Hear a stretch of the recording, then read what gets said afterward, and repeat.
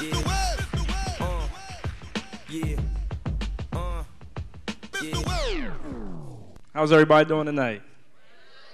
Good evening and welcome to the 4th Annual Mass Media Seminar. For the regulars, welcome back. For the beginners, welcome. And I hope you find this fulfilling and well worth your time. Again, my name is John West, a mass communications major here at Prince George's Community College. A little bit about me: I like to take long walks in the park, have candlelit dinners. I also like to study.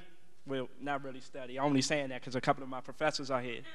But my ideal woman, she should be smart, funny, and very, very attractive. But enough about me. Let's get on with the show.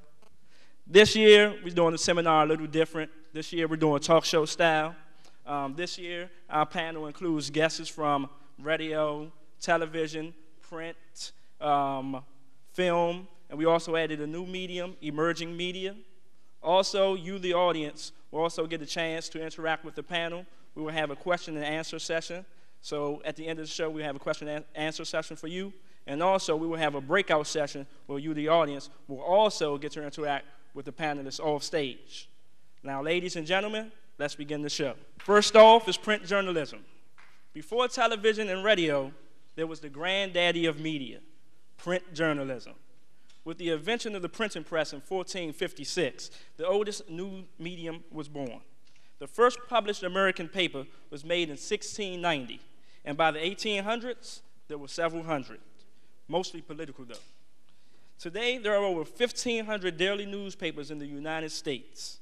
To help us understand more about newspapers and its contribution to mass media, please welcome from the Afro-American newspaper, Mr. Edgar Brookins.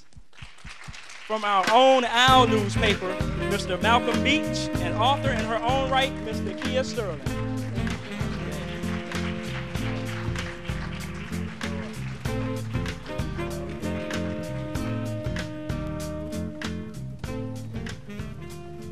Good evening to all. How y'all doing today? Oh, y'all knocked down. Y'all be all right. How y'all doing today?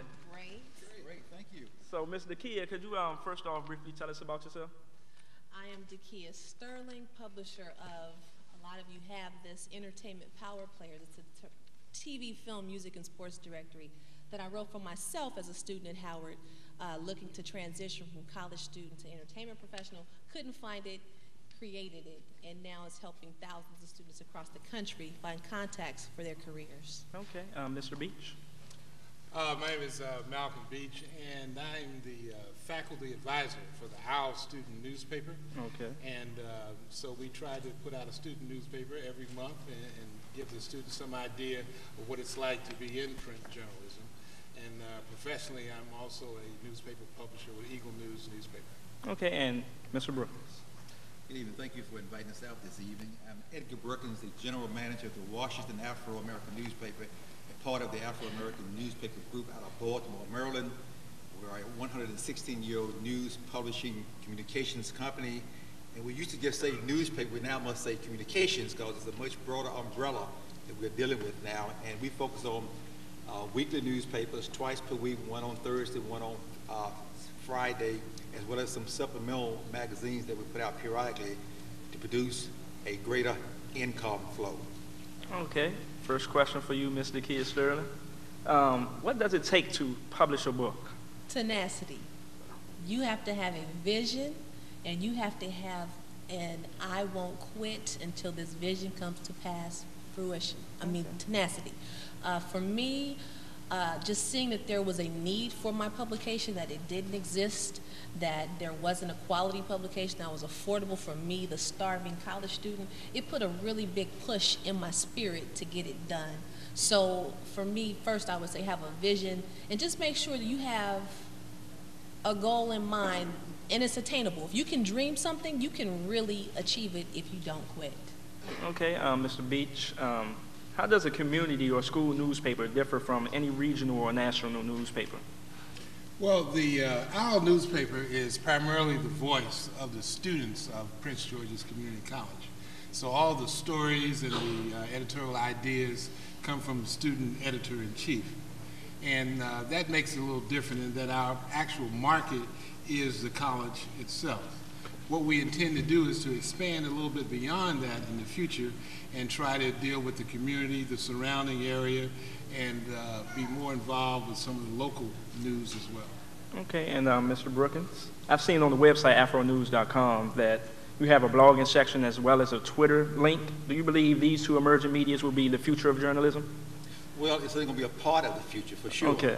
We have come to the realization that print in itself, of itself, will not be a sustaining factor by itself, and that the new social media, the Twitter, the Facebooks, the MySpace, the blogs, all of these things now have to be integrated into our total operational scheme, and that's the question. How do we integrate to make our business more effective, to make it more productive, to make it more dollar sensitive, if you will? And so, yes, we have to put that technology piece in place, and that's what we're doing, as all papers are at this point. All right, also one more question for you. Do you believe people will eventually stop buying newspapers and shift entirely to reading news online? Or if so, will this affect the print medium? Well, for my own survival and my paycheck, we will always, I think, have some person will always buy a print copy off the stand as a subscriber, whatever. However, we know that the internet, the online information is there. We do an electronic version also because the need dictated that. But I think we'll always have a print newspaper at some point in time. We may have to reformat, we may have to change its look and so forth to make it more attractive, more attention-getting, and to get more folks to read it. But we'll be here at the very end. When the dust settles, we'll still be around at some point. Mr. Beach, you want to expand on that?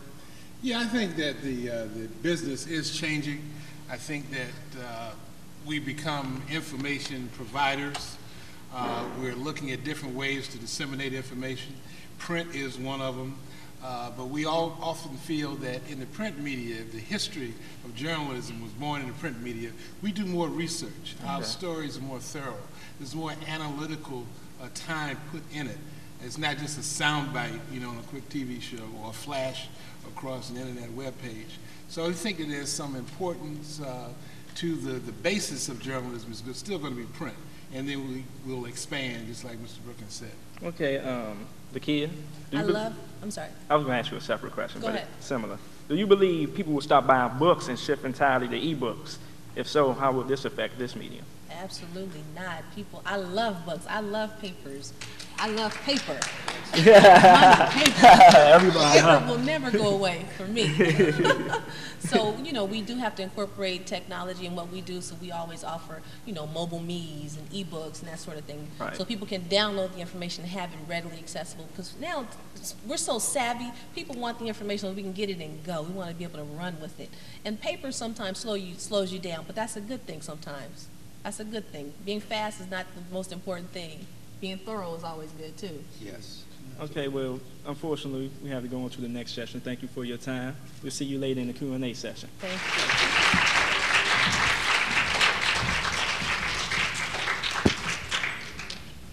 you. Jeff Greenfield, a media observer, commented that television is the single binding thread of this country, the one experience that touches the young, the old, the rich, the learned, and the illiterate. Television is one of the necessities of life now. But at the turn of the 19th century, people were only throwing ideas about how to transmit images wirelessly. By 1927, experimental broadcasters were being shown. By 1928, commercial TV sets were being sold in the United States. In 1938, the first electronic television was produced. It had a 3-inch screen and only a couple of channels in black and white. But by 1962, 90% of households own television sets. Television has evolved from the old rabbit ears, those will be extinct soon, June 2009, to digital, and now on the web. To hear more about television and how it has impacted our lives, please help me welcome Mr. Andrew Dyer from the Round Ball Report, and from WUSA TV Channel 9, Ms. Darlene Dyer.